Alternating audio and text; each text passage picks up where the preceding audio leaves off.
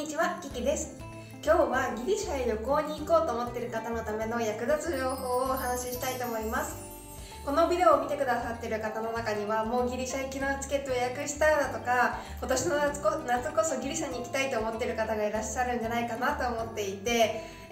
箇条書きのような内容になってしまいますけれど、ギリシャに旅行に来る際に有益な情報っていうのを箇条書きのように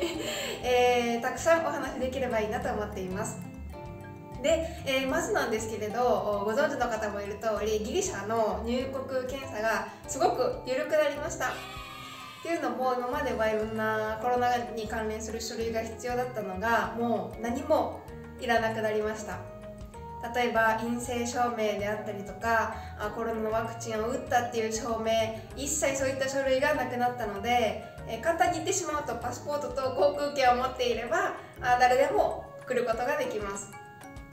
で、もともとギリシャには観光をするためのビザっていうのが必要ないので、入国のビザっていうのも必要ないので、パスポートだけで、大丈夫です。ビザを特別取る必要はありません。この動画ではどの観光地のスポットに行くのがいいのかみたいなことはお話ししようと思っていなくって、もっと有益な旅行にする時に必要な情報っていうんですかね、細かな情報の方を話していきたいなと思っていて、もしそういうのもどこのスポットに行くのがいいのか知りたいっていう方がいらっしゃったら、今後そういう動画を撮ろうかなっていう感じです。で、やっぱりおすすめの街っていうのはアテネで、2泊3日ぐらいは必要じゃないかなと思っています。で、それ以上日にちに余裕があるのであれば、2つ目、2番目におすすめなのがサントリーニ島です。ただサントリーニ島もやっぱり2泊3日ぐらいは欲しいかなっていうところで、そのぐらい日にちに余裕のある方はそうやって島に行ってみるのもいいんじゃないかなと思います。まずはアテネの空港からアテネ市内にどうやって行くのかっていう話をしたいなと思います。中心地がシンダグマっていうところなので、そこまでの距離、時間だったりお話しできればいいなと思っていて、行き方はいろいろあるんですけれど、まず一つは電車だと料金が9ユーロで、3番線っていうものに乗ります。30分前ぐらいに入れていて、そのシンダグマっていう中心地までは38分で行けることになります。次におすすめしたいのがバス。私はどちらかといえばバス派で、なんか新しい行ったことのない土地に着いた時にバスだと景色見えるじゃないですか。だからバスの方が好きなんですけれど、バスだと 5.5 ユーロで何本か線が中心地に行く路線のがあるんですけれど、シンダグマっていうところに行こうとするとEX の95っていうのに乗ります。で、その他の路線っていうのは X の93、95、96、97とそれぞれが中心地に行くものになっていて、バスは電車と違って24時間営業なので、24時間出ているので、変な時間になってるに着くとか空港に行かなきゃいけないっていう方にはもってこいかなっていう感じ。そして15分から25分前に1本出ていて、中心地までの時間は40分くらいです。その時間でいうとあんまり電車と変わらないですよね。で、タクシーで行こうと思うと朝の5時から夜の0時までは35ユーロっていう値段が決まっています。なのでぼったくられそうになった時には、そういうことをタクシーのうんちゃんに話して法外な値段だよねってちゃんと言えるように。ただちょっと左右することがあるんですね。左右というか上下ちょっと40ユーロになる時とか、なんかちょっとタクシー予約してたの待たせちゃったとか、いろいろ道が混んでたとか、そういうことで上下したことは実際ありました。ただ35って言ってるのに50ユーロとか言われたらちょっとって思った方がいいかな。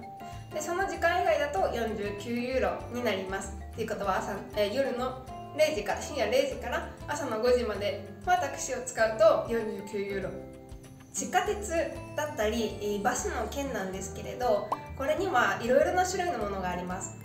まずすごく一般的なものとして、1回の乗車券っていうんですからね、それが 1.2 ユーロになります。なんですけれど、これは90分間有効なんですね。だからその90分の間に何回乗っても、バスに乗ってその後電車に乗ったりしても90分は乗り放題っていう感じです。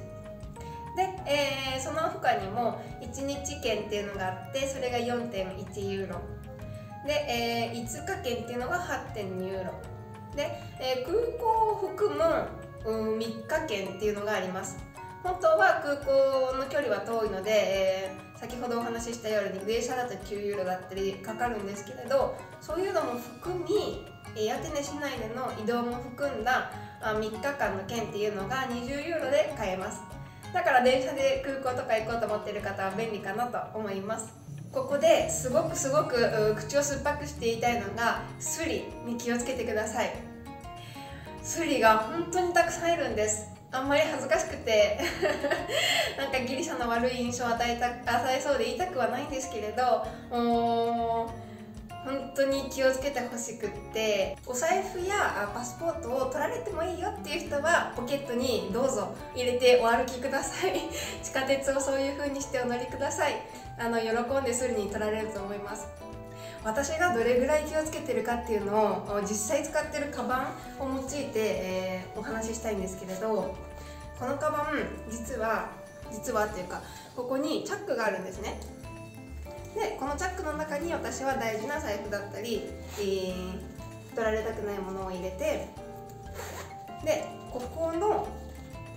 金具の円になってるところと、このカバンの金具をこうやってやってここを南京錠でつなぎます。で南京錠の鍵は私だけが知ってるところに入れておく。ここの見えますかね、こういう風にしてもう南京錠でつながってるので、スリがねここチャックがあるから大事なもの入ってるだろうと思って開けたくてももう開けることができません。このぐらい本当に用心してます。じゃないとぶっちゃけ私も1回取られたことがあるし、それ以来怖くなってしまって、細心の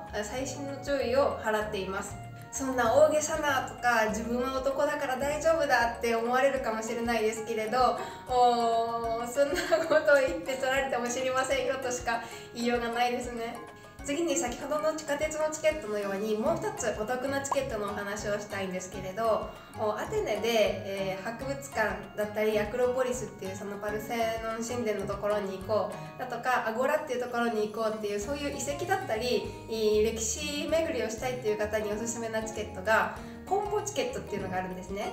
別名がスペシャルチケットパッケージっていうのがあるんですけれど、これが30ユーロで買えます。で、これの有効期間が3日とかだったかな。で、行きたいところ、そういった歴史的な観光地スポットの至るところでそのチケットを共通で使えます。つまり別々で、アクロポリス行った時入場料払って、博物館行った時入場料払ってとかやってるよりはこっちの方が断然お得になってきます。ただ共通のチケットといっても一つ注意してほしいことがあって、一度その場所を出てしまうと2度は入りません。なので、1回入ったところで全てを見ておく。でも入れないくらいの覚悟で、見るっていうのがいいんじゃないかなと思います。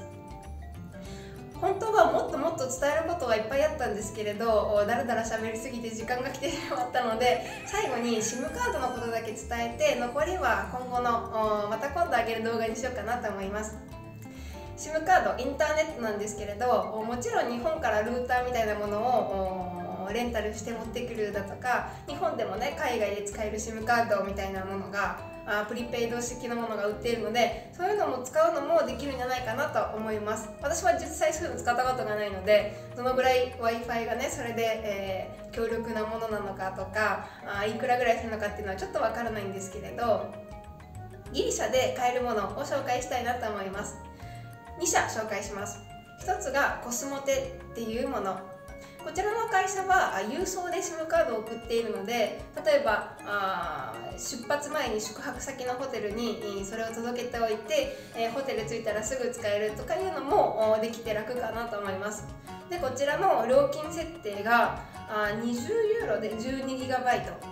で、差し込んで使い始めた日から1年有効なので、1年あったら結構旅行に来られる方には十分かなと思います。で、2つ目の会社がボーダフォン。ボーダフォンがあるんですよ、ギリシャ日本にもありましたよね、昔。ボーダフォンのものは料金設定が 10.9 ユーロの900メガバイトで60日間有効っていう感じです。なのでどちらを取るかっていうのは良しも悪しもあると思うんですけれど、どちらの Wi-Fi も強力です。あんまり繋がらないっていうことはないので、信頼できる会社かなと思います。やっぱり旅行の時間は貴重なので、先ほど言ったように宿泊先に届けておいて、もう行ったらすぐ使えるみたいにするのがいいかなと思うんですけれど、ちょっとそういう購入の仕方が不安だわっていう人はお店に行って店頭に行って説明して、使えるものを購入するっていうのもありじゃないかなと思います。ということで、今日はすごく少ししかお話ができなかったので、次回もまたギリシャの旅行で役立つお話できればいいなと思います。最後までご覧くださりありがとうございました。またお会いしましょう。